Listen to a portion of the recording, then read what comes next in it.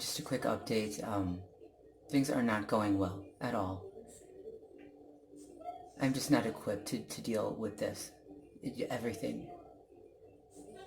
The stalking campaign, the lockdown, being the sole caretaker of someone who really has serious problems, mental problems, and it was hard before the lockdown.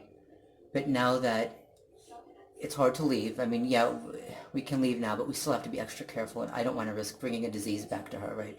I don't want to risk bringing COVID back home, so I'm being extra careful, and it's harder to do things. It's harder to get necessary supplies. So, the constant using the compulsion. I don't know if this is OCD or what, but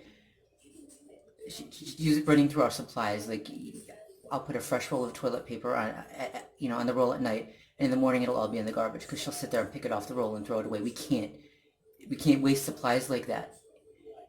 And then the food issue where she won't eat this, she won't eat that. There's something wrong with this, there's something wrong with that. We're in a friggin' lockdown, right? We're in a friggin' pandemic. That kind of refusal to eat this and this and this, and an excuse that this is wrong and that's wrong, and she can't have this and she can't have that. It was bad before the lockdown, but now it's harder to get. I can't just go out and get her what she wants, and then even when I get it, she wouldn't eat it anyway. So,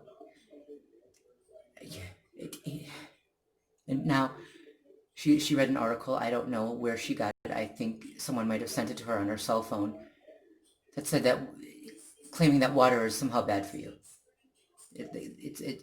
Her doctor had told her to drink more water, but someone just sent her an article saying the opposite, and so now she won't drink water either. And God help me. It's hard enough when you're not a target of some smear campaign where people are looking to just tear you to shreds. It's hard enough when people aren't looking for that aha moment where they can say, aha, you did this wrong and you did that wrong, and we knew you were bad, we knew you were this, we knew you were incompetent, or whatever the hell else they want to say about you. It was hard enough without all of this. But I am a target of a smear campaign. I am a target of a Rosette Sung-style attack, where people are looking for something wrong with me, and if they can't find something, they will create it. I can't make a mistake. I don't get the luxury of being imperfect.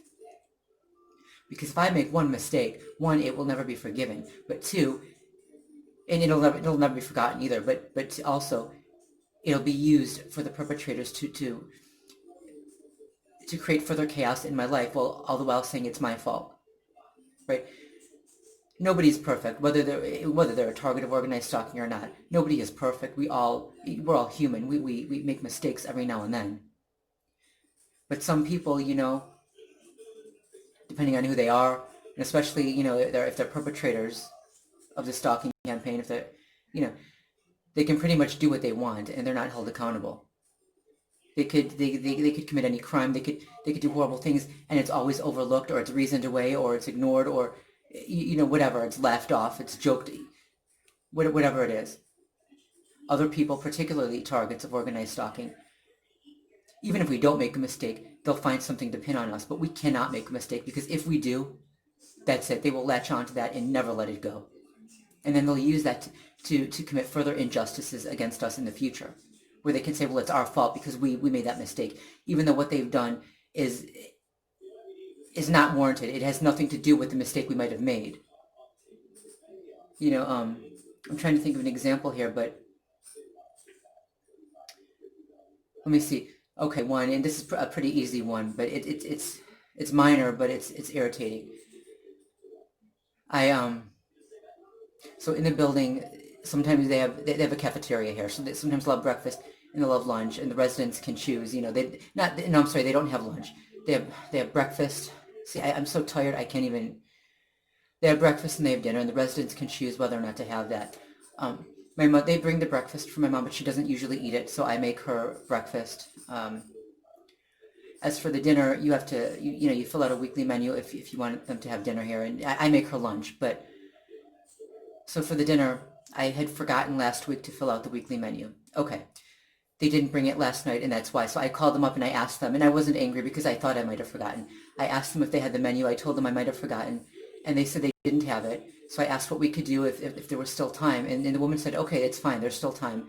So I went downstairs, I filled out one of the paper menus downstairs, and I gave it to them, and she was able to get dinner last night. And of course, that was the menu for the rest of the week. And I thought it was settled, right? I said, okay, so is that done? This is the menu, it's here, and she said, yeah, it's done. Okay, we're good. All right. So initially I did make a mistake, but I corrected it as quickly as I could. But then tonight they didn't bring her dinner. So I called back and I said, and I explained to them that I initially had forgotten to put the menu in, and but that I realized I had forgotten that, but last night I realized I had forgotten, so I went down and I filled it out for her, and they said it was fine, but they didn't bring the dinner tonight. So do they have the menu? Did something else go wrong? And the woman said that they have it. She said they have it, and she doesn't know why they didn't bring the dinner up. So then they ended up bringing dinner up. But the truth is, they can use this now, that one mistake I made, even though I corrected it immediately. They can use that now for the rest of the week to just not bring the dinner up, to just screw with me and my mom for the rest of the week. Right? And that's what they will do. That's what they'll do. And I'm going to have to call down every single day. And eventually it'll be said, well, it's my fault because of my one mistake, even though I corrected the mistake. Even though there's no reason for them to be doing that. They're taking action that there's no reason for them to do. They're going to do it anyway and say it's my fault, which is a lie, because I corrected it and the woman said it was corrected. She said it was fine. But this is what they do. You cannot be imperfect. You can't make any mistake. And when you're targeted, you're going to be under more stress. You're going to be exhausted from the noise campaign. You're going to be worn out from you're going to be drained on every level. So you're actually going to make more mistakes than people who aren't being targeted. And so then when something happens, when the perpetrators act on it, then they'll turn it around and say, well, it's your fault because you did this, you screwed up here, you screwed up there. So it's a setup. Okay, they're looking to create a situation where they can do whatever they want to you and say, well, it's your fault, because you did this or you did that, or you failed here or you failed there.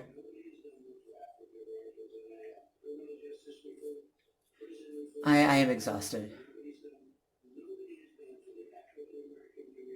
I I'm just not doing well, and I think my next video is going to be a long video explaining something else. I'm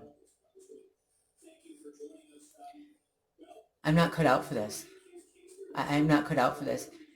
I, and I've studied psychology for a long time, not professionally, but just for my own benefit. I wanted to understand people and how they work, how they tick. But I'm not a psychologist. I'm not a professional. I'm not, it's difficult. It's difficult. This would be difficult for anybody, but I think, being under the lockdown where it's harder to get out, to get a breath of fresh air, being in a situation where one little screw up and I'll never be forgiven, you know, it makes it harder dealing with someone, being a sole caretaker of someone who really is difficult, because she herself is not entirely mentally well, and I love her dearly. I love her more than anyone, but I get so angry because I'm under so much stress and so much pressure, and because the consequences, first of all, I don't want to do anything that might, make her sick, which is why now, even though we can go out again, we have to be careful. I'm going to be careful about that. I'm not going to go out as much because I don't want to risk bringing her back, COVID. Um, but two, I know that any mistake I make will never be forgiven. It'll never be overlooked by these trash dumps, who they're not caretakers. They're not in this situation, but they're going to tell you what they think you should do and shouldn't do, and you screwed up here, and you're not good enough there, and you're this and you're that. Shut the F up. And most of the people who do that, they don't take care of anyone. They have no responsibilities. They have no, you know, all they do is point their finger, and they do it on purpose, because a lot of them are perpetrators. They just see it as an opportunity to further demean the target and really destroy the target's character. And not just to other people, but to destroy the target psychologically, even more, to get you questioning yourself and hating yourself, and I'm not good enough, and no one is going to be good enough in this situation. No one is perfect, and I'm breaking down. And I really need to stop letting their opinions affect my relationship with my mom, because I love her more than anyone. I've got to rip them out of my mind when I'm dealing with her, so I'm not thinking about them, their godforsaken condemnation, and every time I deal with her, so I don't get angry with her because of it. Because I'm not perfect enough and I can never be perfect enough in this situation. It's not her fault. She can't help it either. She does this and she does that, but she's not well either mentally. And truth is,